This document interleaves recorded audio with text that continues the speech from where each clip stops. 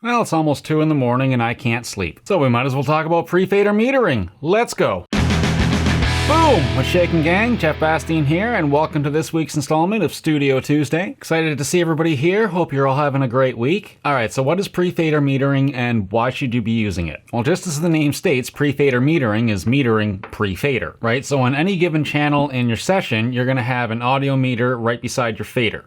Now, without pre-fader metering, if you're pulling down your volume fader, the meter for the audio level is going to go up and down with it, right?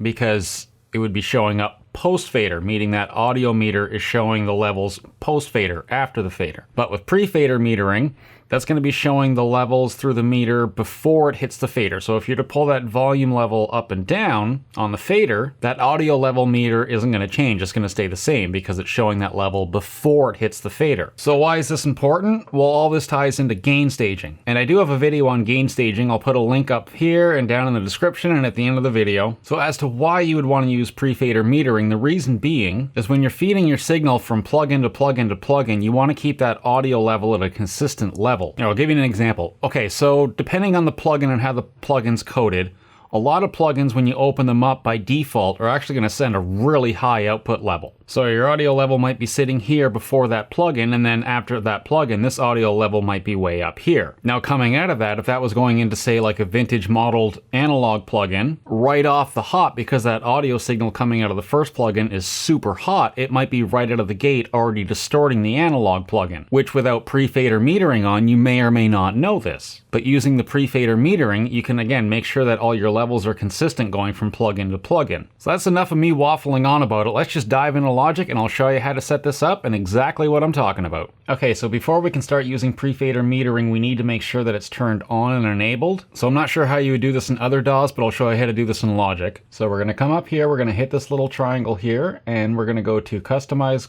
Control Bar and Displays, and you want to make sure that pre-fader metering is checked. And when that's checked, you're going to get this fancy little new button here.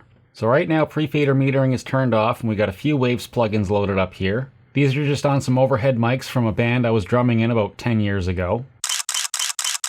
Oh, and speaking of Waves, I am a Waves affiliate, so if you guys are looking to buy any new Waves plugins, I've got a link below in the description. If you want to click on the link, check it out. If you're going to buy any plugins, it would totally help the channel out, so I would super appreciate that. Okay, so like I was saying, we got 3 plugins loaded up here, and for this demonstration, this is with pre-fader metering off. You can see I am driving the snot out of these. Reason being is to just grossly over-exaggerate this point I'm about to make. So bear with me, because this is going to sound like garbage.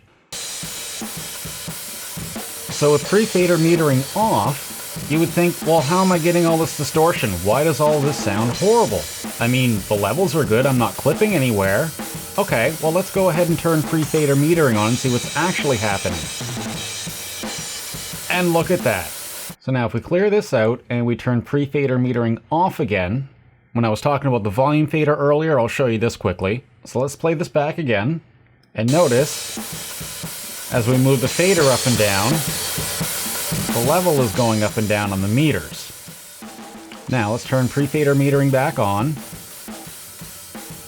And you can see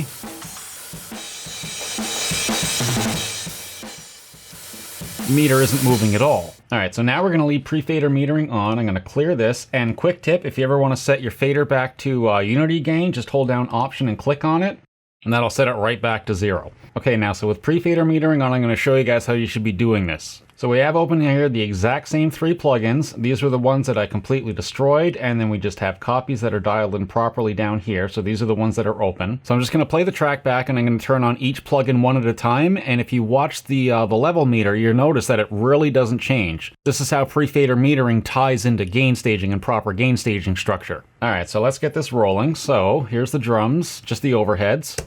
Now let's kick the compressor on. Again, it's going to sound slightly louder because it's compressed, but if you check the meters, it really hasn't changed. Now, let's turn this EQ on.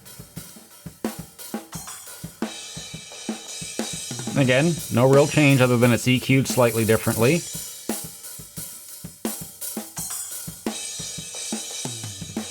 But the EQ did make it a little bit louder, so I've compensated here by dialing it back a little bit. And now, we'll just turn the tape on.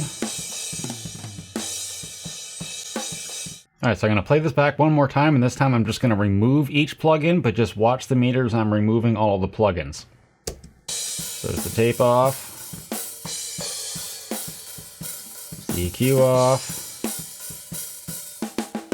And the compressor off.